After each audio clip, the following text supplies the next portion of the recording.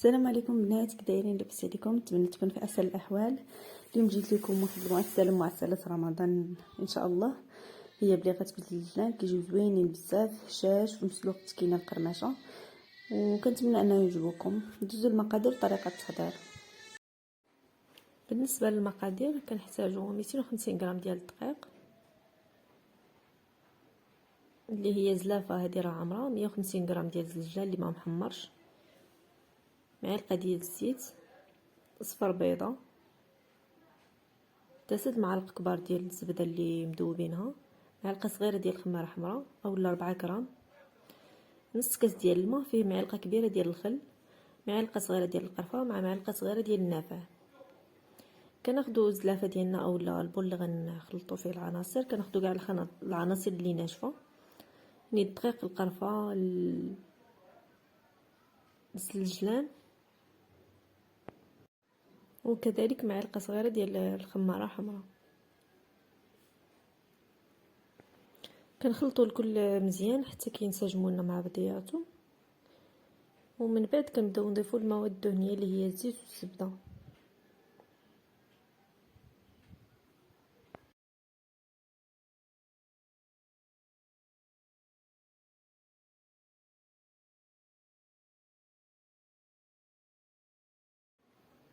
وكنحاولوا اننا نبسبسوا بهم ديك الدقيق ديالنا، يعني كنبقاو كنحركوا حتى كيوليو كاع العناصر ديال الدقيق مدهونين بديك الزيت والزبده. ومن بعد كنضيف ديك الصفر ديال البيض، وكنبدا كنضيف معاه شويه ديال الماء، وكنضيف الماء بشويه بشويه حتى كتجمع لي العجينه ديالي. بالنسبه للعجينه خصها تكون شويه قاصحه، ما تكونش مطلوقه بزاف. المهم وكنبداو بالنسبه لي انا ديك نص كاس راه جاني هو هذاك مع ديك 250 غرام ديال الدقيق، وكتبقى الماء على حسب النوعيه ديال الدقيق وعلى حسب الصفر ديال البيضه واش زعما كبير ولا صغير. المهم صافي، من بعد ما جمعنا العجينه كنقسموها على جوج وكنلويوها كل نص، كنلويوهم نديروهم في بلاستيكه هكا، وكنحتفظوا بهم واحد المده ديال نص ساعه حتى كترخى لنا العجينه باش كتجينا سهله في الطلاق. بعد ما دازت نص ساعه هنا وجدت العناصر اللي غنحتاج. الدلاك اكيد والعجينه وديك المسطره اللي عندي نقيه، ولكن انا رجعت لويتها بابي سولوفان باش هكا كنتاكد انها العجينه ديالي كتكون نظيفه. المهم كنبداو نطلقوا ونحاولوا نطلقوا على شكل مربع ما امكن. في الاول العجينه هانتوما كما كتشوفوا ما كندير لا دقيق لا والو، حتى المرحله التاليه باش هكا كتسهل عليا العمليه انني نهز المربعات نتاعي. كندهنوا العجينه ديالنا بشويه ديال الدقيق باش ملي كنقطعوا كنبغيو نهزو ما كتفتناش العجينه.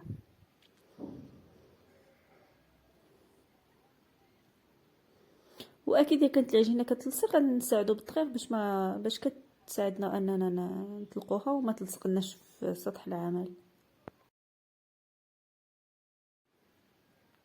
صافي هنايا ساليت من الطلاق، يعني حصلت على السمك اللي بغيت. بالنسبه للسمك راه ما خصوش يكون غليظ بزاف، واحد 2 مليمتر على الاكثر، وصافي هذا هو القياس اللي بغيت باش ما كتجيش معجنه بزاف. هنايا خديت المسطره غير كتساعد باش ان المربعات كيجيونا قد قد وما كتجيناش بليغه وحده كبيره وحده صغيره. صافي هانتوما كما كتشوفوا الطريقه اللي كنستعمل. بقيت في الاول هكا خديت خطوط عموديه، من بعد رجعت بنفس القياس ديال المسطره خطوط افقيه، وهاد الطريقه عاونتني انني نحصل على مربعات بنفس القياس.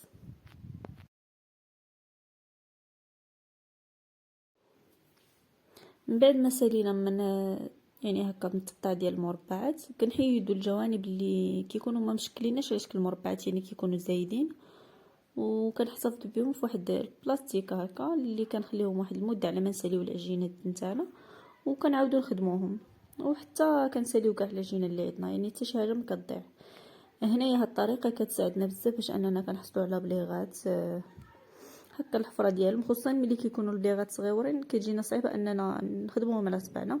كناخذوا اي معلقه ولا ديك الخلاط باش كنخلطوا المعالق الخشبيه اللي كنخلطوا بهم، وكناخذوا الراس ديالي كما كتشوفوا وكنطويو عليه هذيك الجنيبات هكا. راه كتجي طريقه سهله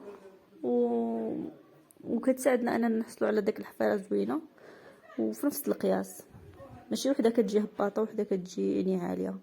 هانتوما هادو هما الكميه اللي حصلت عليها بالنسبه لديك 250 غرام. المهم كميه قليله، ولكن راه بالنسبه لحيت كنصايبو بزاف الشباكيه البريوات هادي راه تبارك الله. صافي هنا خليتهم واحد المده اللي نشفوا لي فيها، وخديت المقله ديالي درت فيها الزيت. بالنسبه للزيت يكون شويه قليل ولكن ما تعمروهاش بزاف، حيت من بعد راه كيبداو يطلقوا الرغوه. يعني حاولوا انكم تاخذوا واحد المقله اللي غارقه، والزيت يكون في القياس، ماشي زيت قوي اكثر من القياس وماشي قليل عاوتاني بزاف باش يتحمروا لنا. صافي كنبقاو كنقليو فيهم وحنا كنحركوا حتى كنحصلوا على واحد اللوي اللي كيكون حميمر، يعني كتبدا تحمر لنا. صافي من بعد كنكونوا ديجا موج ديال العسل ديالنا حتى هو اللي كنديروهم فيه. انا في الاول كنصفيهم شويه من الزيت حيت كتبقى لاصقه فيهم ديك الرغوه، نتوما غتشوفوا. عاد كنلوحهم في العسل. بالنسبه للعسل والله كيكون بارد، يعني العسل راني ديجا حضرته معكم، غتلقاوه في الفيديو اللي قبل من هذا، راه كيجي عسل زوين وناجح. وصافي المهم الكميه هنايا بالنسبه لكميه العسل ما استعملتش الكميه ديال العسل كلها، يعني استعملت غير شويه من ديك العسل اللي صايبت. صافي هانتوما كتشوفوا اللون اللي كنحصلوا عليه باش كنعرفوا انه واجده. بالنسبه للزيت حاولوا انكم تنظفوه ما امكن من ديك الجلجلان باش ما كيبقاش كيتحرق وكيزيد يحرق لنا الزيت. صافي هنايا كما كتشوفوا راه كنخليهم واحد المده ديك العسل باش كيتشربوا لنا العسل مزيان وكيجيونا معسلين من الداخل. ولكن بالامكان ديالكم انكم تخليوهم حتى ليله كامله، يعني مغطوسين في العسل فكيكون احسن. المهم انا خليتهم غير واحد المده ومن بعد حيدتهم صفيتهم بالعسل وصافي وستفتهم في طبق ديال التقديم.